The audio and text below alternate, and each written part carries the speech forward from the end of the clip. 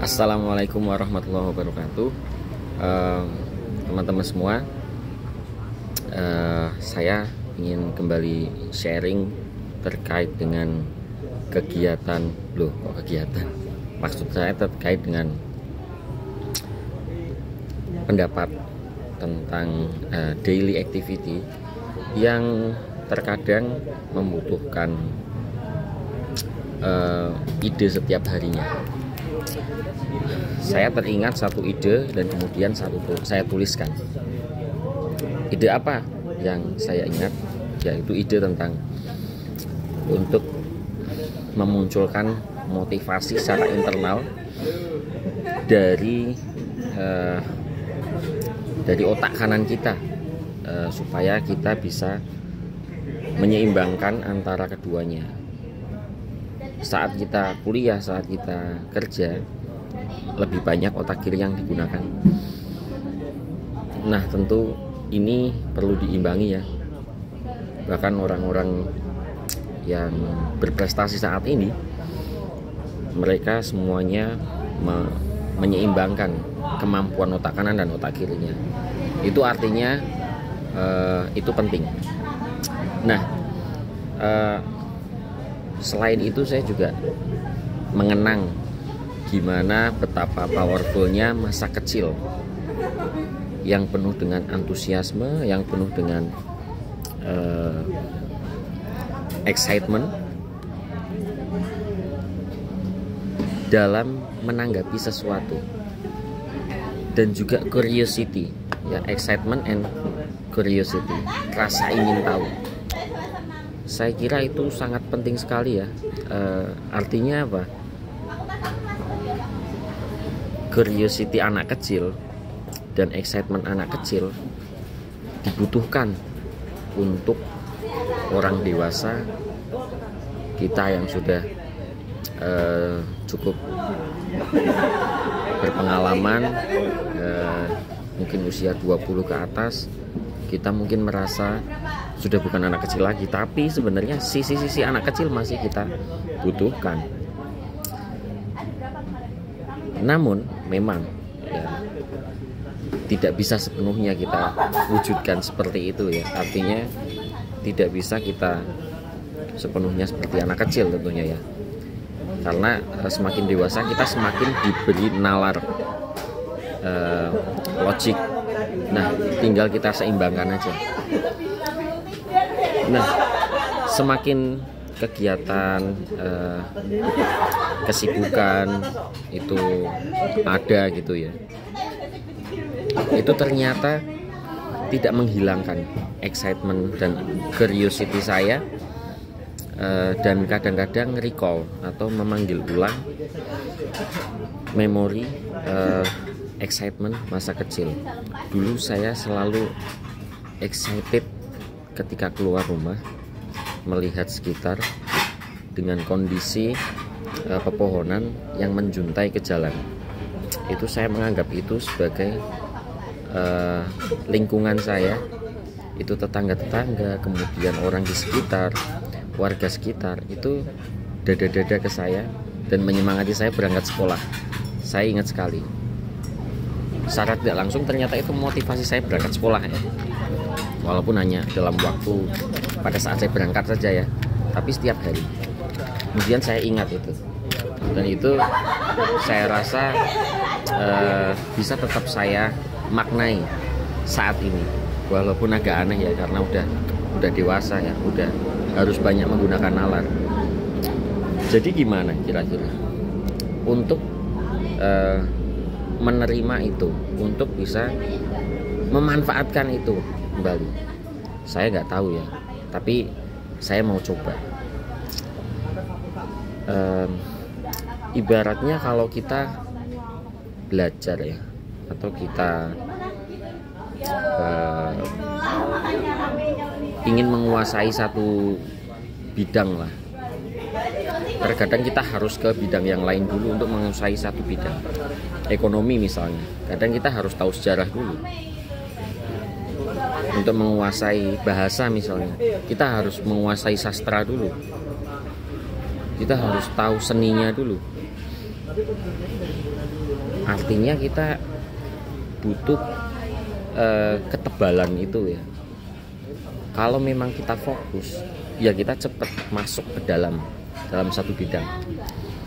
Namun kalau kita terlalu fokus, saya rasa itu terlalu tipis ya. Gak jadi garis aja kayak gitu ya. Padahal kita butuh ketebalan untuk ketahanan gitu kan. Yang namanya kita fokus, yang namanya kita aktivitas sehari kan pasti banyak distraksi ya. Kalau kita hanya fokus untuk mencapai tujuan, ya kita gampang bengkok oleh tekanan-tekanan distraksi. Jadi itu salah satu dari pikiran saya saja untuk menebalkan dinding-dinding mindset ya. Kalau kita sudah tahu goals, kita sudah punya sistem, untuk konsisten itu kok susah sekali. Saya rasa masalahnya adalah karena ketebalan dari mindset itu dibutuhkan, seperti teori otot ya, dan juga teori saraf yang mengatakan bahwa saraf itu bisa menebal. Kalau saraf itu pada saat saraf itu sakit kemudian recover, saraf itu jadi tebal. Otot juga demikian ya, tulang juga demikian, maka mindset juga demikian.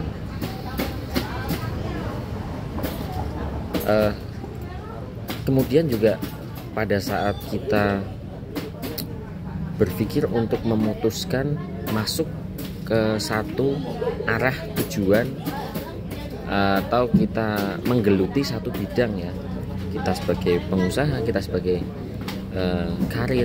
karyawan, itu juga sesuatu yang perlu match antara tujuan dan lingkungan kita. Kalau tujuan kita untuk menguasai satu bidang belajar, ya pasti butuh environment. Belajar kan butuh proses. Environment itu bagi saya itu juga tidak hanya soal tugas ya, tapi soal contribute. Do what we can do more than what we should do.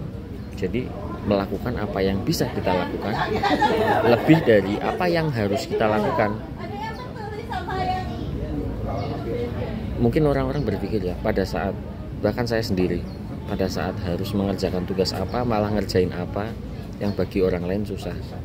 Ini ada missing link tentunya. Bagi saya sendiri juga seperti itu, ada link yang hilang, ada koneksi yang belum cocok ya. Di situ yang hilang adalah tidak adanya keseimbangan, tidak adanya keterhubungan antara jiwa seseorang yang selalu ada curiosity tapi kemudian ditutup sendiri, ada excitement kemudian ditutup sendiri karena mungkin takut dianggap aneh, takut dianggap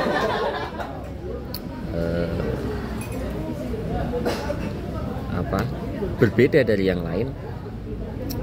Padahal semua orang itu berbeda. Ya itu jawabannya. Semua orang itu unik, tapi kenapa terlihat sama? Karena ditutupi. Bagi saya seperti itu. Dulu kita sama-sama unik, semakin dewasa kita saling menyamakan, padahal udah jelas-jelas berbeda. Terus yang harusnya kita sepakati hanya hal-hal formal saja ya, tentang gimana kita bernorma, bersosialisasi, terus sopan santun, itu aja. Selebihnya ya kita bisa menjadi apa yang seharusnya kita inginkan dan kita biasa melakukannya dengan hal-hal kecil yang spontan, saya kira itu fine-fine saja. Nah, sehingga kalau kita bisa enjoy dalam satu lingkungan, seimbang antara otak kanan dan otak kiri, bisa memaknai waktu saat ini, di situ kita bisa memiliki kesempatan untuk memperoleh ketebalan itu, atau mindset, thickness of the mindset, ketebalan dari sebuah mindset. Baru kita bicara ngomong konsistensi. Itu tesis yang saya tawarkan tentang konsistensi. Kenapa susah sekali konsisten? Bukan berarti saya sudah konsisten. Kedepannya coba akan kita lakukan, akan coba kita terapkan. Saya secara khusus nanti kita coba di video selanjutnya. Terima kasih. Wassalamualaikum warahmatullahi wabarakatuh. Keep learning, keep following.